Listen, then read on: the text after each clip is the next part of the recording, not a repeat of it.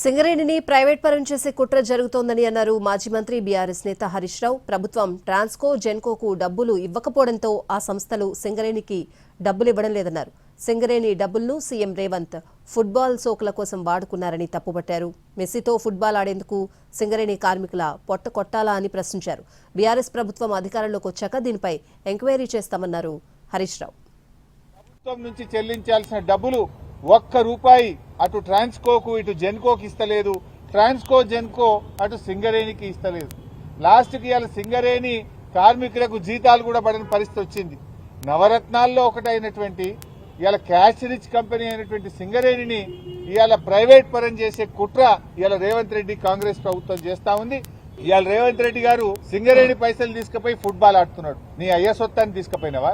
నీ ఫుట్బాల్ షోకుల కోసం నువ్వు ఫోటోలు దిగడం కోసం సింగరేణి 10 కోట్ల రూపాయలు ఏ రకంగా తీసుకుంటావు?